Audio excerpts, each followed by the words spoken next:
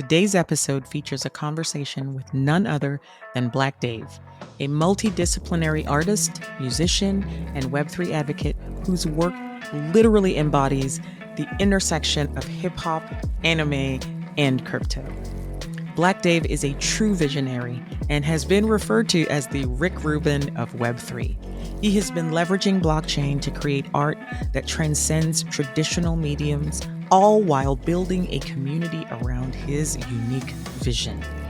From his music to his digital art, Dave is rewriting the rules of how artists engage with their audiences, using Web3 tools to enhance collaboration and ownership in ways that have never been done before. In this episode, we'll dive into his creative journey and discuss how Web3 has empowered him to bring his multifaceted projects to life and explore his vision for the future of culture, Web3, and community building. If you're looking for insight into how to navigate the decentralized world while staying authentic to your art and passion, this is the conversation for you. So sit back and get ready for an inspiring deep dive with Black Dave, the cultural trailblazer in the Web3 ecosystem. Let's get into it. So, Black Dave, thank you so much for taking time to chat with me. It's been a long time since we talked. I think the last time I talked to you was when I interviewed you for the blockchain, actually, for your feature.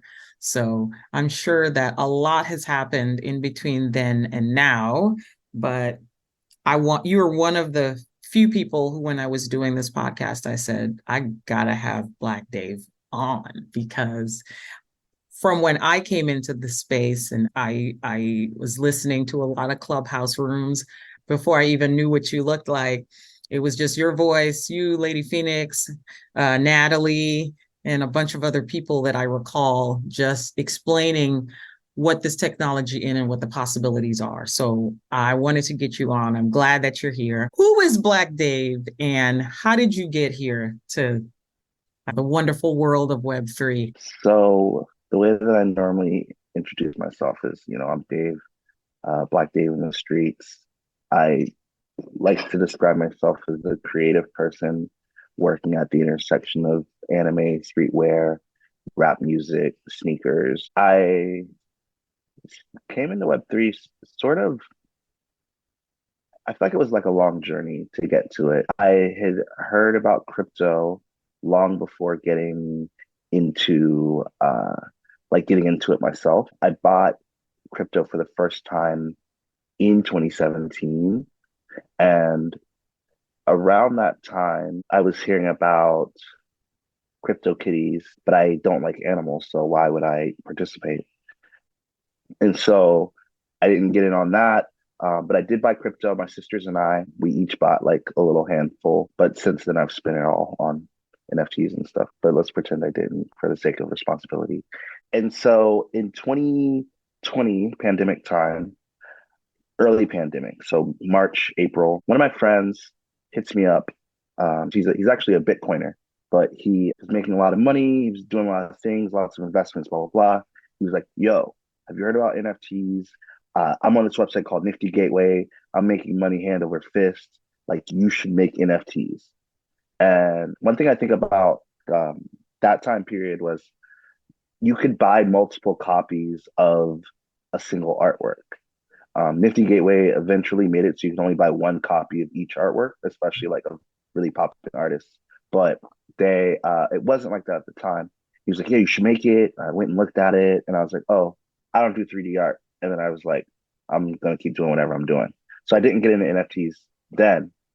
But towards the end of 2020, I'm on Clubhouse and I joined Clubhouse thinking like, oh, it's finally my time. I'm finally going to be a rapper. Like, I'm going to hop on Clubhouse and hop in all these music rooms and da da da. And it turns out like the music side of Clubhouse was pretty terrible. Atlanta rap music, and I'm from South Carolina, Atlanta rap music pretty much ran the app at that time. And so, you know, 21 Savage and like Yeezy had their thing, and like just like a bunch of different Atlanta people had their thing. And so sometimes you would go into these spaces, they would play music, blah, blah, blah. I realized that my music wasn't going to match up with that. And I was interested in crypto, so I started joining crypto conversations, and it led me into NFTs. Um, the person who actually like taught me how to do it is Sue, who I'm sure if he isn't a guest already will be. And at the end of 2020, he did like a 5 day sort of how to make your first NFT class, explained NFTs, then showed you how to mint, then talked about marketing, talked about pricing, et cetera, et cetera. And so December 2020 is when I minted my first NFT. Um, there were like just, a few people. It wasn't too many people. There might have been like 10 people in the clubhouse rooms at the time learning how to do it. And that's how I got into it. But I didn't even start out with music. Everyone knows me for music now that I'm a few years in. But I initially started out just minting artwork, logo flips, anime reference stuff. And then I started doing music. I think I did my first music thing in like March of 2021. And so that's how I got here. So tell us about your music. And I especially because I don't know anything about anime, and I know that you're heavily influenced by anime. So I want to understand about your music, but I also want to understand what is a Gundam pilot. Can you explain that? Yeah, so let's start with the Gundam first. So Okay. um a Gundam is essentially like a giant flying robot. Um I think that's the easiest way to put it. You Gundams are super specific because they're like high spec. So if you think about like a souped up car, a Gundam is kind of like that. There are like lots of cars, and so in the same sort of idea, there are lots of robots, but the most souped up ones, the racing ones, are Gundams. It's an anime that you would think is about giant robots, but is actually about war and about prejudice and in some ways like racism. The base of the story is essentially around this idea that humans make Earth pretty much unlivable, like we're doing now. And so they move people to space, and people live in what are called space colonies. And it's pretty much each continent is its own space colony. So there are 7 colonies, and then there are some people who still live on Earth, but it's like this subtropical vibe. So the whole Earth is just too hot. Everything is tropical, palm trees everywhere, that kind of vibe, right? Um, so the people who are from space, like born in space, they want freedom from the people who were born on Earth. They believe that they have different values. They don't understand the same things, and so there's essentially these two factions that go to war over whether people from Earth should rule both Earth and space, or if people from space should govern people from space, and people from Earth should govern people on Earth. And there's like an actual war called the 100 Year War. There's the 1 Year War. There's all these different wars, and so it's actually what you would call a space opera, something like Star Wars, something like Star Trek, which isn't so much about the thing like the technology itself, but is about the people participating in it. When it came to the music side, I always, ever since I started rapping in like 2014 ish, always used that as a reference point because I was always inspired by anime. I started watching anime in the late 90s. And as I was starting to make music of my own, music that reflected me, I'm not like from the streets or anything like that, but I do love anime. I think I am awesome. I still rap about all the normal like rap music concepts, but I tie them into anime metaphors the same way Oh, that a regular rapper would. So instead of saying like, shoot my shot like Michael Jordan, I would just use an anime basketball player, hmm. shoot my shot like Hanamichi or whatever, and that would be like the vibe. So it's actually really similar, but it's for like a subculture of people who understand the things. So like when I play shows, kids will come up. By kids, I mean people. I say kids all the time. I just mean people will come up to me and be like, "Look at my anime tattoo. Look at my anime T-shirt. I love this show. It's so crazy you said that. I just watched it last week, or I see the anime shirt you're wearing." And so for me, it's that connecting point. And when I was coming up, it was extremely lame to be into that kind of stuff. Even stuff as popular as Pokemon. Like Hmm. I play Pokemon cards, and like kids thought I was a loser. Now Pokemon cards are, $20,000 items that people put in cases. Right. And it's like, yo, aren't you supposed to use those? They're like, I have this whole collection. I'm like, cool. Like, when was the last time you battled? Like, um, I started in a time when it was really uncool. It has since become pretty cool, which I'm super excited about. But I think the people who come from it in the uncool times have a real appreciation for people who sort of are trying to push it to the forefront. My motto is making loving anime as cool as being a rapper, because it's really cool to be a rapper. And now it's like kind of cool to like anime, but I think it can go further. So you've combined those two things. It's cool to be a Mhm. rapper. It's cool to be into anime, and you've combined those two things. When you make your music, are you making it like, is there a persona that you create that makes the music? You know what I mean? Are you rapping Yeah. under as a persona, or are you just rapping as Black Dave? And is there a So difference? it's all just me. I've created like a series of like nicknames, I guess. Hmm. Hmm. So another Gundam related thing. I like to call myself the Black Comet. There's a character in the Gundam universe called the Red Comet, who's kind of like Anakin Skywalker in a sense, that he's like good then bad, then good then bad, vibes. And so I use that as a reference point. I have this like idea for a story called The Young Swordsman, so you'll hear that reference. Another thing I think that's interesting is I come from, when I started playing music, I actually played in punk and hardcore bands. And so a lot of the music has that as a reference point as well. But it's all me. I hope to create stories using these like alternate names as like their own sort of vibes. But when I'm making music, I don't try to like disassociate myself from myself. Hmm. You started making music in the space. One of the first people that I saw actually using this technology to release music. It's now been a couple of years and we've been in a bear market. It looks like there might be a little bit of a recovery happening. I'm not really sure, but what are your thoughts now versus then? And what are some of the lessons that you've learned in that time? I think then there were a lot of things that we believed would be easier to overcome than they actually are.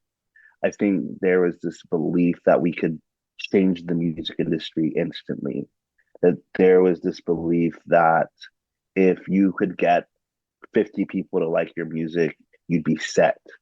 And, just being able to be your most authentic self and do whatever you wanted and build your own platform and all of these things. A lot of those things are actually much harder to execute than I think we gave credit to at the beginning. Mhm. The thing that always excited me about Web3 wasn't so much in changing the music industry or being able to thrive off of only 100 fans or whatever. But I'm a nerd, and so I was just excited about possibility. I felt like there were ways that I could do things and create experiences that were really hard for me to do otherwise, using NFTs and using blockchain tech, and like that was the vibe for me. Obviously, like the music industry shifting is still a fight we're on. I think it's a fight that matters. There's a lot of money in making it really hard for artists to access their money. And so if there's a way to make it easy for artists to access their money, then the music industry loses money. And so it only makes sense that they would um, want to hold that. So I think that was the real lesson, was that it's not as easy as everyone convinced you. It's not impossible, but it's definitely not easy. I wish at the beginning we had reminded everyone that not everyone is going to win. I think the bear markets really show that, right? Like the amount of people who had to go back to what they were doing or figure something else out. I feel like it was a really mentally trying time when you were winning, and then all of a sudden you weren't winning anymore. And I am also on that list. Like the way things are going for me now is a fraction of how things were going for me then. But I am blessed to still be in Web3 as like my primary source of income. Super grateful every day. It's just like not everyone wins. And you have to remember that the new technology doesn't change people fundamentally. People are still exactly how they are. They just have a new place to be that person. Yeah, I think those are like some of the learnings for me over the last almost 3 years. Talk about some of the what adjustments have you had to make during that time? Because as you said, you're one of the few who started out and you're still here. I have seen many people say, you know what, I'm out. I can't make a living. Nothing's happening, nothing's moving. I'm not selling art. I gotta go. Totally respect that. But I suspect that in staying in this space, adjustments have to be made as things shift. What are some of those adjustments that you've had to make? I think when I got into NFTs, into Web3, I was really pumped on this idea of hyper limited, hyper exclusive things at a super premium price. The first times I had released music, I was like, there are 25 editions of this song. It's 0.05 Ethereum, which was like $150 at the time. It's like, that's it, you know? All these like visual artworks you see, they're one of one, that's it, you know? And I was super pumped to do that. It felt really great. I was feeling really validated in those ideas, and I actually still think that they're true. It's just like you can't live like that if that's the only thing you're doing, especially as the market turns. And Mhm. so I started moving into things that were a bit less exclusive, that cost a bit less. So more people could get them, but it provided me with an opportunity to potentially make more money. And so I've put out things that were limited, like time limited. So it's like, okay, you've got like a couple months to get this, get as many as you'd like. It's a lot more affordable than the other things I've put out. And I'll sell, 150 of them or whatever, as opposed to 20, 25, 10, Mhm. whatever. And that has been an interesting journey. There have been times where that's worked really well for me. And then there have been times where it hasn't. Also, for me, moving a little bit away from music helps me a lot because not only am I a music artist, but I have opinions that people care about. So I've been shifting a little bit in that direction where I'm putting out content that showcases what I think, how I think, the types of things I want to build. I recently released something called Black Dave Token, which is based solely around that idea and not at all around my music. Just the tagline is your money, my ideas. And I think the website says, if you think I'm such a genius, put your money where your mouth is. Um, and so that's where I've been leaning a lot during this market, where people aren't necessarily interested in trading assets speculatively, but are interested in looking for the people who are going to be important in the next cycle, either behind the scenes or in front of them. I was going to ask about the token because you are one of the few artists that saw do that. But at the end of the day, what it sounds like to me is that what you're doing is cultivating community. We talk a lot about community in this space. I think some people are more sincere than others when they talk about community. But how Mhm. have you done that? Because it sounds like we talk about the music industry and its need for disruption. But what that does is it puts a lot of onus back on the artist to do like Mhm. everything. Like you're creating, but you're doing your own marketing, you're doing this and that. So let's fold all that into the tokens and everything. Talk to me about how you're cultivating a community and how that is going to take you to where you need to be or where you would like to be. I think for me, the trick to community, trick is the wrong word, but the trick for me is that I want to talk about what I make as little as possible. I want to talk about what I care about as much as possible. The work I make is a reflection of what I care about. And so, how can I just talk about what I care about? And if people care about what I care about, then they want the work. And I think what happens is people lead with the product and not with the story or not with the interests. And so for me, I'm really interested in talking about anime, talking about t-shirts, talking about shoes, and using that, I have been able to cultivate a group of people who are interested in those things, especially like the music industry sort of things as it relates to Web3. I, like I was saying earlier, have really positioned myself as a form of like a thought leader in that sense. So with Black Dave Token, for instance, I created a Telegram chat that was essentially, if you have questions about Black Dave Token, join the chat. If you want to come in there and call me an asshole or egotistical or pretentious or whatever for coming up with this idea and doing it and saying, what do you mean you're a genius? Why would I, that's what I thought was going to happen. I thought people were going to be like, look at this guy thinking that he's some genius and can just ask people for money. That's what I thought was going to happen. But what ended up happening was a lot of people who always resonated with the way that I presented myself showed up, and we just started talking about stuff. And then they started telling their friends who were into that about the Telegram chat. And so what ended up happening was the chat sort of became infamous in that circle where people would be like, oh, I know this founder. It'd be really cool to have him in. I'm like, well, you know it. You know how to get him in here. I'm not, I don't invite anyone to it personally. And so what would happen was someone would say, oh, I heard about your chat. I bought a few tokens and now I'm here. And then we're just talking about whatever might go on that day. So there are like founders in there of different platforms and projects, marketplaces, etc. But the chat was never supposed to be the thing that you get. You were never supposed to get anything. You were supposed to get me making my ideas with your money. That's it. That's it. That's all it was. Your money, my ideas. That's it.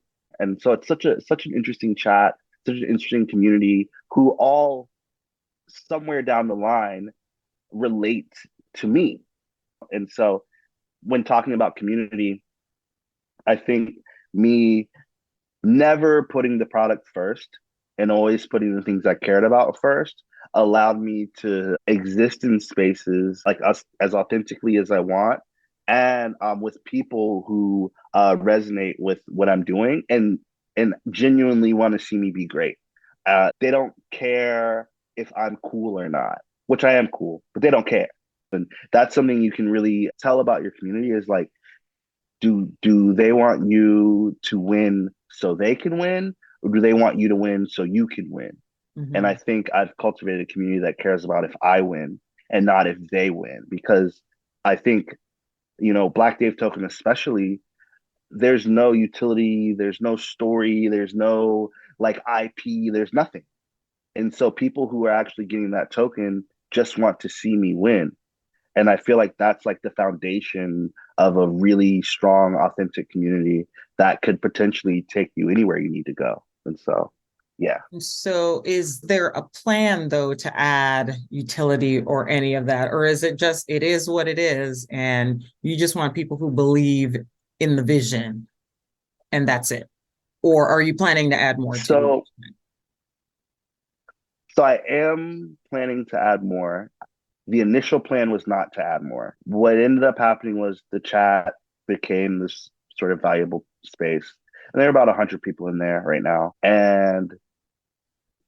And so I am thinking about and working on all of these different ways that people can hopefully receive some value from me. I share this Notion document of my ideas. So it's like your money, my ideas. I have a Notion document that's like a list of ideas, but they're almost like mini decks. Like you open it up and it's like I'm explaining the how, the what, the why, all the things about it. And so there are a handful of ideas like that.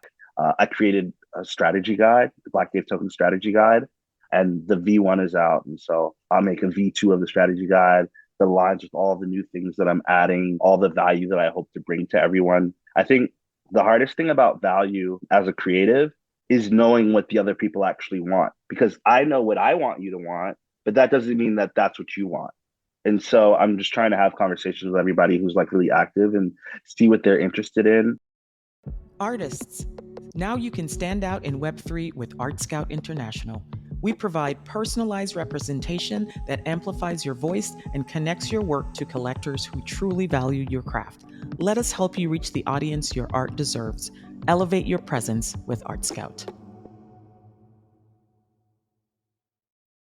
Well, last time we talked, I think We talked briefly about crypto as a form of economic security for the Black community. Obviously, since then Mhm.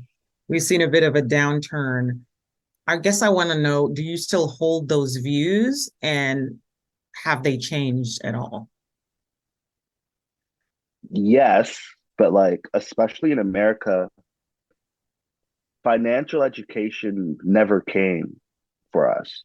And anyone you know who's Black in a proper financial position will only tell you to work hard. They won't give you the gems, right? Other communities who are financially doing better build their education as parents into like their children with that, right? They're like, I'm going to educate you on money now before you even have money. And that's a fundamental difference. I think it's really hard for Black people to set aside money to save and understand that money flows, and that not that money is a thing that you only earn. Money flows in and Say out, more and that about can that mean flowing. I'd love to hear more about that. I think they're like, we have a lot of phrases about it, right? Like, you got to spend money to make money. I like to say my definition of abundance is that I can always give and never have to worry about receiving. Sometimes you have to set something to the side and forget that it exists for it to grow. Sometimes you have to water it for it to grow. Sometimes you have to invest in it and trust someone else with it for it to grow. But in a lot of ways, money comes and goes.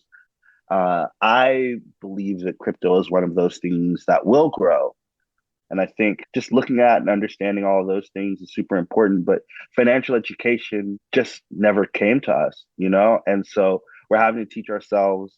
Um, um, so yeah, I definitely think it's still a possibility. I just think, like, how do we educate each other financially? I'm terrible with money. I'm saying all this, but I don't have any money saved, even though I'm saying all this. I understand it, and I think Mhm. um, understanding is only a part of the game, and the action is the other side of it. So, we talked about getting in, we talked about the ups and downs of the market. What keeps you here in this space? Because, like we said, so many folks have left, but you are still here. What is it that really keeps you here? It's definitely the possibilities still. The same thing that brought me in a really strong way. The idea that so many things are possible that weren't possible before, that there's opportunity for massive change across cultures, across people, across industries. Um, that's exciting to me. Uh, on the music side, for me, versus what was different with a lot of people, especially who are making rap and rap adjacent music, was that they had something as a reference point to escape to. I Once I started making music in Web3, that was actually my first springboard. So a lot of my music community is actually Web3 based. And so in a lot of ways, it's best for me to stay in it because I can stay connected with the people there and Mhm. they understand what I'm doing and what I'm all about and all of that. Um, a friend of mine and I are working on a PFP project. We are working on like other media projects. I'm trying to build out platforms that focus on taste making and curation and culture as opposed to speculation and markets. So we're trying to like show all these ways that this stuff is cool and has a lot more possibility. I still believe that the music industry, for instance, can be changed. I believe that fashion can be enhanced, gaming can be enhanced or changed. I'm not working in those things, but I Mhm. believe all of those things. But the things that I am working on, I think, can also be changed and enhanced. And so I'm here for the possibility. And I think one of the things for me that as I continue down my grateful train is that I'm in a life situation that doesn't cost a lot of money. And because of that, I'm able to stay in crypto with a bit less financially than I think a lot of my peers have been. And so if I don't count that blessing, I definitely would be remiss. Hmm, I like that. Who who are some of the artists in the space, in Web3 specifically, that you're vibing with currently? So I think like someone that have really enjoyed, I think the whole time has been Stones. Stones the organic. Mm-hmm. Um, Mm-hmm. I feel like Stones is kind of one of those guys who is like happy to be here, like happy to exist, not like happy to be in Yeah. Web3, right? And he's able to really like um mentally stay aware of like what's going on with himself and what's going on with people around him. I think like knowing when to check up on folks, knowing when to check in with himself, knowing when to check out of a situation has been really good for him. I think he had a project that surprising almost everyone, went crazy, popped off, and the first thing he did was build a studio for his community, and Mhm. that's still open even though we're in a bear market. I like to call Stones the gradient god, because like that was kind of his energy, right? And he's just like a really good dude who's just trying to have a good time and is happy to be here, and I really like that energy. If I'm gonna like continue down the list, I think there's something really interesting if we completely remove music about how Latasha moves. I think she's hyper focused on herself, but never in a way that detracts from anyone and never in a way that doesn't help someone else. It's almost like if Latasha wins, everyone wins. That's how it feels, right? And that's like such a cool feeling, even though I know that she is taking a lot of time for herself and building her own thing and has always had her own thing. She is very like, if I win, we win. And so I really like that. And then I think my last one would be Verite, who mostly makes pop music, but she's one of the like most thoughtful and smartest people I think looking at Web3 music from like a like realistic and critical lens.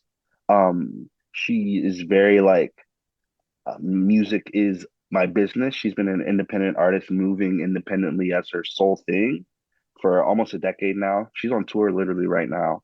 And she and I, when we chat, I feel like always grow a bit. But she comes from the era of actually being one of the first, one of the earliest, I should say, one of the earliest artists to go viral on Spotify, like when Spotify was just coming out in America. Mhm. And we were getting paid differently, and and virality meant something different than it does now back then. And she's been able to turn that into a business and maintain that. When you look at music now, going viral is like the baby step. Like you went viral, cool. Now you have a whole career you have to figure out, and no one's gonna help you. And it's gonna be really hard. I was talking to somebody today about how I hate TikTok as a music artist and as a creative person more broadly, and how no one until Ice Spice pretty much blew up from TikTok. No one, not a single artist, has had a standing, a strong career from the inception of TikTok until Ice Spice. Yeah. And you guys wanted me to spend all my time there and think that if I go viral on TikTok, then it's going to work for me. You know how many people have gone viral on TikTok and we only have Ice Spice to show for it after all these years? And so, and no creative person that I look up to is on it. Childish Gambino isn't on it. Tyler the Creator isn't on it.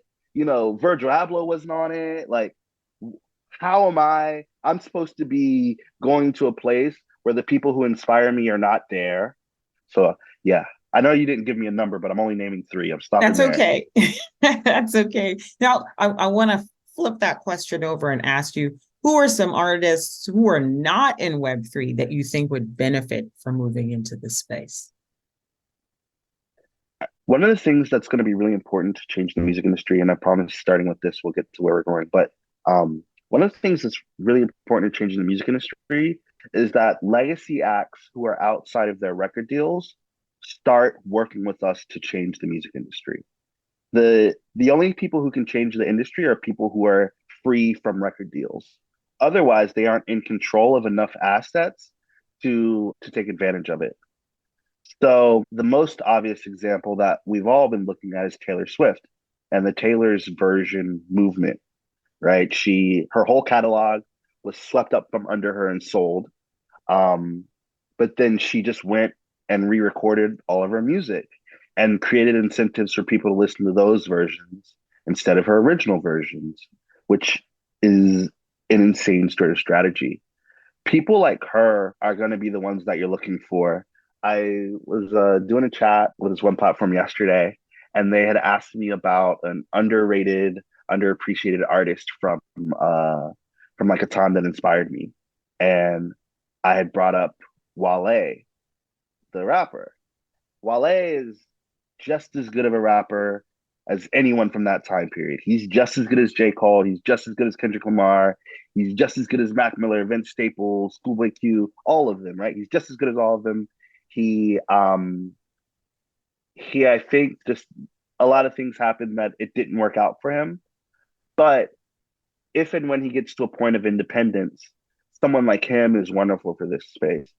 Artists who are independent, who have audiences that they want all the data on, this is awesome for them. You know, they have not only will they have information as simple as putting all of them into one space and being able to communicate with people that they know will spend money on them, but they are able to see what they spent money on, how much money they spent, when they did it, when the last time they interacted with that item, or when the last time they like bought anything in Web3, and then being able to use that to create all of these extra experiences, such as Ticketmaster wanting to integrate Web3 and creating token gated ticketing, Shopify integrating Web3 wanting to create token gated merchandise. There's so many options like that and opportunities like that for artists who have a platform, who just don't have a really strong way to service it, or artists who have a platform and are independent, who can just turn it into something and get a lot more control over their data and circumvent the traditional industry. Independent artists, for sure, who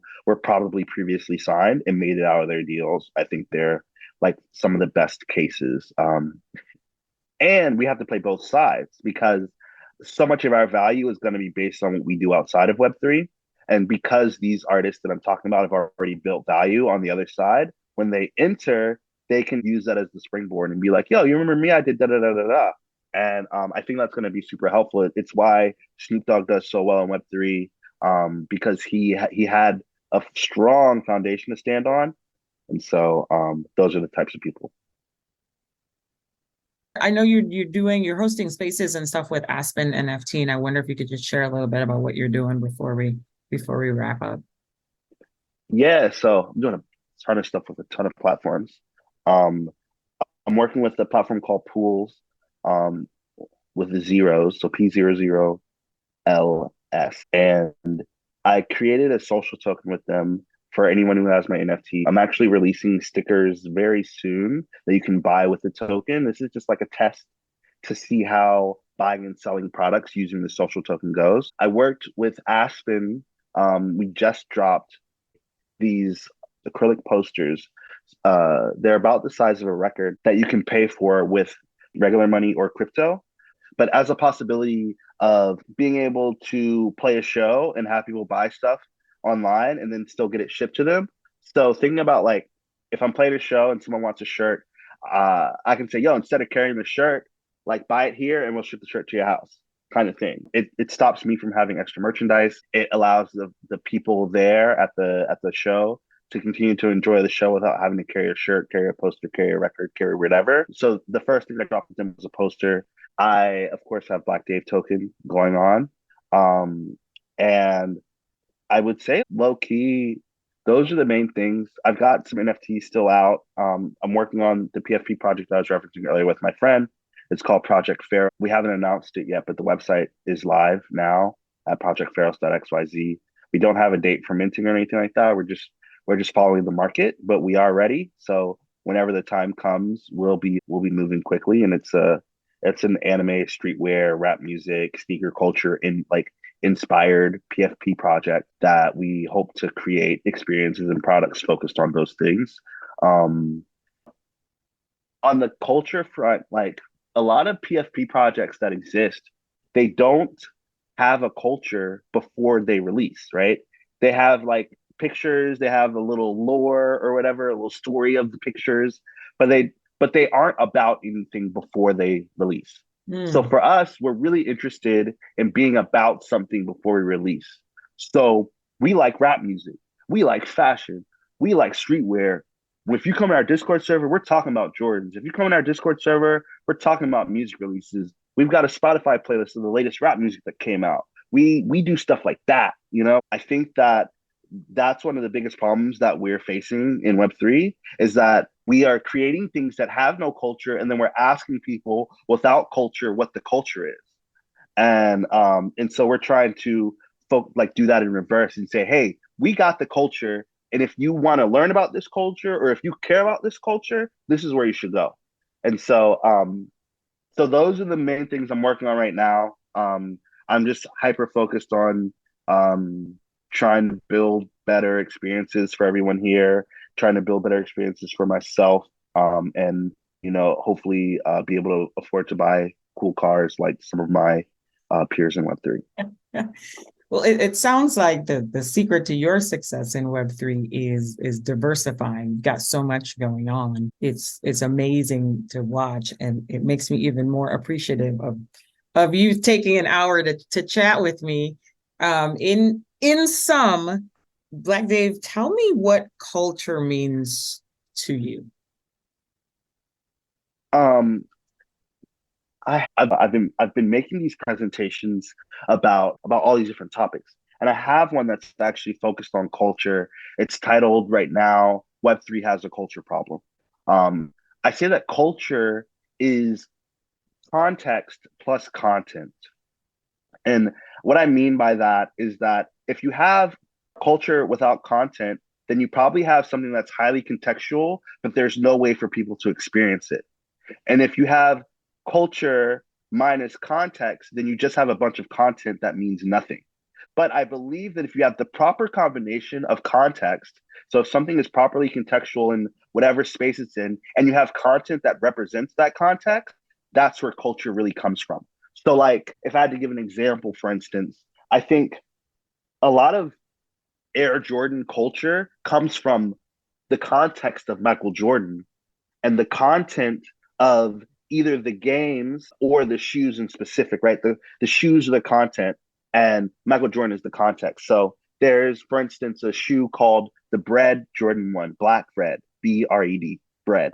And the shoe is called in some circles the band Jordan 1 because back in Michael Jordan's time, you couldn't wear a primarily black shoe. Every time you wore that shoe, you were fined. And so Nike, once that happened, was like, cool, every time you wear the shoe, we'll pay your fine. And they started running ads calling the shoe the band Jordan 1. And they put an X on the back of the shoe. And they did all this stuff around that. So the context of this specific shoe and of sneaker culture is that this one shoe in this black and red colorway, the content combined with the story of Michael Jordan's in these games creates a cultural thing. And then you keep swapping out that context of all of these different Michael Jordan stories and keep swapping out the content in terms of different Jordan sneakers and different Jordan colorways. You have this big culture around Jordan sneaker culture. And so it's like looking at all of those things, I think that's how I define culture is culture is this combination of context and content that people can gather around. And if you can get people to gather around it, then you can create a culture around it. It's interesting, actually, that is different from any other answer that I've gotten to that question. So I'd love to see the decks that you're creating, that you're thinking of minting, because I think that could be an interesting approach too, in terms of just education as well. When I think about that, I think about my goal for this podcast is to release them as NFTs as well, right? And so it's about longevity and this concept that I think of that I call cultural immortality. It's inscribing it in a permanent way on the blockchain so that it lives on after us. I'm curious to hear more, actually. Maybe you'll talk about it more in the Telegram when I jump in. I'm very curious about it. Yeah, I'll when you come in, I'll As we close out this episode of Proof of Culture, I just want to extend a huge thank you to Black Dave for sharing his journey and really dropping some gems on how he's blending music, art, and Web3 to build something that I think is truly unique. His passion for pushing the culture forward and creating spaces for authentic expression is really a testament to the power of decentralization and creativity. I think that Black Dave's story reminds us that in Web3, the possibilities are limitless for those who are willing to experiment, innovate, and stay true to their vision. If today's conversation resonated with you, be sure to check out his work, follow his journey, and stay connected to the movements he's creating in this space. I hope that you're leaving this episode inspired to keep building, to keep creating, and to continue defining culture on your own terms. Don't forget to like, share, and subscribe to Proof of Culture for more conversations with the pioneers who are shaping the future of Web3. Until next time, keep pushing the boundaries, stay true to your art, and continue to amplify the culture. I'm out.